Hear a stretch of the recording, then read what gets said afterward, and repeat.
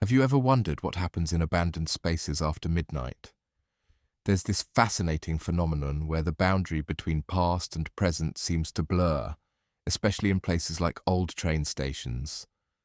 That's such an intriguing concept, these spaces that exist between time periods. What made you think about this?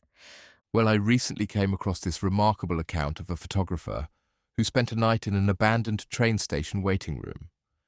They arrived just before midnight with nothing but a vintage 120 roll film camera and a sleeping bag, watching as the last train departed at 11:45 p.m. That's quite specific equipment. Why choose an old-fashioned camera for this kind of expedition? You know, that's what makes this so fascinating. The photographers seemed to understand that capturing whatever happens in these liminal spaces might require something more traditional. And the moment they stepped inside, the strangeness began with this impossible mixture of scents, musty air, tobacco smoke, and oddly enough, perfume. That combination of smells reminds me of those studies about how scent memories can last for decades. Did they document anything else unusual? Oh, absolutely. They managed to take 8 photographs before things got really weird. But here's what's incredible. They found this old lamp that still worked, and when they lit it, the room revealed this clock frozen at 5 minutes to midnight, like time itself had stopped. Well, that's exactly like those quantum physics theories about time not being linear. What happened next? So get this.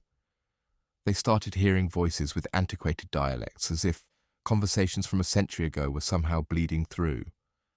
But the real kicker came when they found an old telephone on the wall that not only had a dial tone but actually started ringing. Wait, a working phone line in an abandoned room. That's impossible from a technical standpoint. Right? And just when they tried to leave, they discovered the door had mysteriously locked behind them.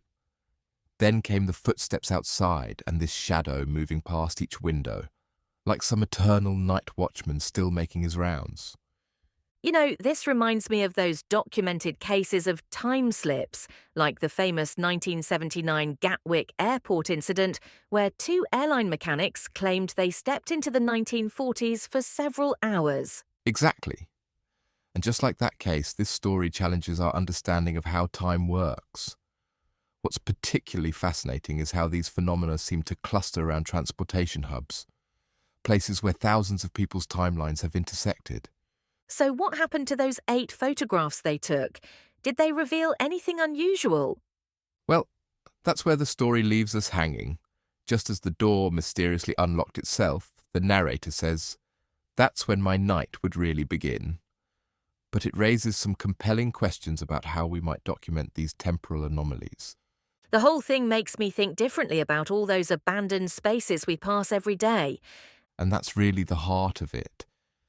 These portals to the past might be all around us, hiding in plain sight.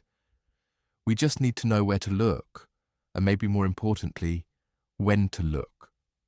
Though I'd probably think twice before spending the night in an abandoned waiting room.